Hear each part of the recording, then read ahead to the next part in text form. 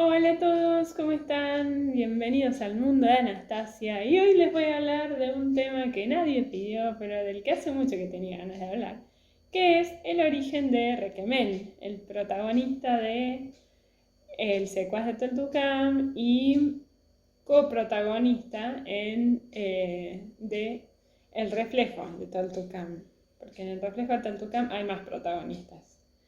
Bien, bueno, la cosa es que, ay, me cuesta contar esto. Algunos ya lo saben. Pero bueno, yo cuando era chica era muy fan de Digimon. Y había un personaje en particular que a mí me encantaba porque era así súper cute y le gustaba volar. Bueno, podía volar y volaba, digamos, pero cuya personalidad se veía muy poco. Es decir, qué sé yo, se veía en 2 o 3 capítulos y después, ahí es cuando sabías que tenía una personalidad, ¿no? Que parecía una personalidad interesante, pero que no se desarrolla mucho más que eso. Si no, se destacaba por su silencio y por reaccionar a la conmoción general, digamos, por aportar a la conmoción general. Qué sé yo, él era como una personalidad que uno diría, no sé, como temeroso, ¿no? No de los personajes miedosos que normalmente se presentan en los animes, sino como un temor más interno, digamos. Por ejemplo, no sé, él tenía miedo de evolucionar, ¿no? Y de cambiar. De todas formas, un poco ese tipo de cosas son las que sirven, ¿no? Para construir después al que se llama Requemel. ¿Por qué? Porque yo agarré a este personaje y lo puse en una situación muy complicada, digamos, que era esta de imaginármelo siendo otro, ¿no? Y siendo un exiliado con un pasado infame, queriendo como, bueno, recuperar la estima del resto, ¿verdad? Entonces, bueno, y ahí ya le cambié el nombre, ¿verdad? Eh, lo puse en una historia que ya existía, pero como la historia no iba a ningún lado, le hice como una especie de spin-off, ¿verdad? Saqué el personaje e hice la historia del personaje. Y el resto, adiós. Bien spin-off. Perdón por el inglés, de spin-off. Bueno, eh, la idea, bueno, era asumir la tarea, digamos, de que un personaje pasara de ser una víctima de las circunstancias a ser un dueño de su vida, digamos. Como que se enfrentara al demonio que lo acechaba, se hiciera responsable de su situación, enfrentar al demonio y buscar su libertad. Entonces eso es en parte de lo que trata la historia, ¿no? Pero solo una parte. Después de eso, bueno, la imagen del personaje, sí, tengo un guión. ¿Y qué? La imagen del personaje fue cambiando. Al poco tiempo decidí que estaría bueno que tuviera una imagen humana. No mucho tiempo, de hecho, muy poco tiempo. Lo hice con una imagen humana que asemejara los rasgos que ella tenía. Entonces, bueno, por ejemplo, no sé, lo hice como con pelo con castaño tirando a rojo, o sea, medio por ahí, medio tirando entre castaño y pelirrojo, digamos. Conservaba los ojos azules y era así como chiquito y pachoncito. No sé cómo se dice, como gordito, pero sí. Y la imagen, ¿no? de un niño. No sé qué edad tenía el original, pero este como que obviamente por lo que le pasó tendría que haber sido mentalmente más grande, pero físicamente se veía como un niño pequeño, digamos. Y bueno, o sea, después de eso, ay, esto, oh, por Dios, cuando al crecer un poco bastante, digamos, Me acuerdo que vi una novela que se llamaba Casi Ángeles y más allá de que no soy muy amante de las novelas de Cris Morena de ese momento, digamos, me llamó la atención un personaje que estaba representado por Peter Lanzani, ¿verdad? Al que su padre se metía en su cabeza. Su padre era un ser malvado, un ser espiritual malvado que se metía en su cabeza para gobernarlo, ¿no? Y entonces el chico como que, bueno, qué sé yo, trataba de seguir siendo él mismo, seguir haciendo las cosas que hacía, pero se terminaba confundiendo, veía imágenes que no pasaban, el tipo se convertía en personas que él quería y le decía cosas para ir lavándole el cerebro, ¿no? Entonces yo dije, esto es perfecto. Y entonces de ahí me lo empecé a imaginar más como Peter Lanzani, con lo cual ya pasaba de ser un niño a ser adolescente y de ser adolescente, de tener ojos azules, perdón, a tener ojos castaños y como medio achinados. Entonces medio que de ahí ya iba quedando la imagen la imagen un poco más parecida a lo que se ve en el libro. Sin embargo, el cambio no termina ahí porque en la historia está Nohukon, que es como es el héroe en realidad de la historia, o sea, no el héroe, pero el personaje heroico que tiene la historia, y que era un guerrero muy poderoso, que estaba ahí desde hacía mucho más tiempo, pero muchos más años. Entonces Requemel decide asumir más o menos su apariencia, más o menos.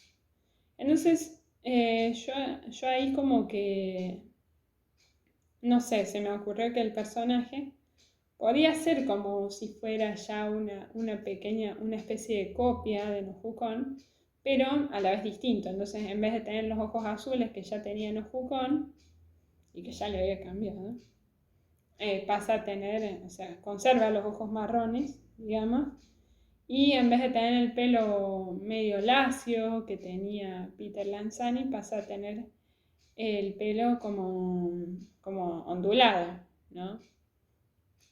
Y después también había pensado que en vez de tener ser adolescente, pero seguir teniendo rasgos aniñados, apenas haber cambiado la voz, parecer un poco menor de lo que realmente era, ¿verdad? Y bueno, así fue como quedó la imagen definitiva, que es la que aparece en el libro, ¿verdad?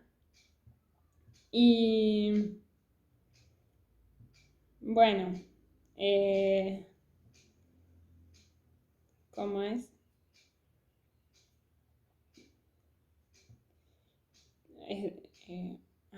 Me perdí. Cortemos ahí. Casi llegué al final de la historia. Bueno, después de eso se me había ocurrido otra idea, digamos, como que ya contenta con esa imagen, de todas formas, se me ocurrió que, spoiler alert, a Requemel, cada uno lo viera de una forma distinta y que muy pocos en realidad lo vieran así como yo lo hice, ¿verdad? Que la imagen esa de la que tanto les estuve hablando cambiara él se viera así solamente para algunos y para el resto de la gente cada uno lo viera a su manera, pero con total variación así a lo bestia, ¿no? Entonces, qué sé yo, uno lo veía como un gato, otro lo veía como, no sé, una mujer. Entonces, lo cual era un poco extraño, pero bueno, sobre todo para el personaje y para Requemel específicamente. Pero entonces ahí ya todo como empieza a cambiar, ¿no? La explicación de esto la verán mucho más adelante, el por qué cambia, digamos, pero lo cierto es que sentí que tenía que romper un poco todo lo que había hecho por el bien de la trama. Eh, y bueno, eso sería todo, digamos. Hay una partecita que recuerdo una vez haber visto, bueno, más de una vez vi a personas que se le parecían, digamos, con lo cual como que yo quedaba maravillada, digamos, pero por cuidados, más bien es como que dije, bueno, empecé como a adoptar rasgos para el personaje, tanto de la personalidad, bueno, de la personalidad no tanto. El tema de la personalidad de Requemel, o de Requemel en sí, yo me acuerdo que una vez había dicho que él me representaba en la historia, que Requemel era yo en una realidad alterna. Pero la verdad es que Requemel es un personaje que a mí me gustaría que existiera, como si fuera, no sé, me gustaría que existiera y fuera mi amigo. Y como dije en un video anterior, él es como si fuera un amigo literario. Entonces, cuando algo pasa en mi vida, es como si yo le preguntara a él qué haría en mi lugar o él qué hace, no en mi lugar, pero qué es lo que él hace en su vida, cómo resuelve él las situaciones difíciles que le pasan. Y me hace pensar, bueno, lo mío no es tan complicado. Lo cual no me hace las cosas más fáciles, pero me hace sentir como acompañada, aunque sea por un compañero literario, digamos, por un personaje que solo existe en las historias. Eh, es como que yo voy y de alguna forma me apego a él. Por eso digo, si existiera me apegaría a él, definitivamente. No existe alguien como él, que yo sepa, digamos. Pero, pero bueno, eso es la gracia, digamos, la gracia de él perfecto. El compañero perfecto, digamos, en ciertas situaciones. Así que bueno, no sé, espero que les haya gustado la historia, que les haya entretenido, que no los haya decepcionado. Y bueno, que me cuenten lo que quieran. ¿Les sorprendió la historia? ¿Les sorprendió algo de la creación? ¿Les resultó interesante? ¿Les pareció un delirio total? A mí me parece un delirio total, pero bueno, se los cuento porque si ustedes son escritores, conocen escritores, deben saber, probablemente se sientan acompañadas por otra delirante como yo. Así que bueno, eso es todo. Les mando un beso, un abrazo y nada, bueno, no olviden suscribirse, comentar, darle like y bueno, ya si les gustó muchísimo, compartir el video, así me ayudan a crecer. Y bueno, también seguirme en mis redes, ¿verdad? Que bueno, se las dejo ahí abajo. Hasta luego.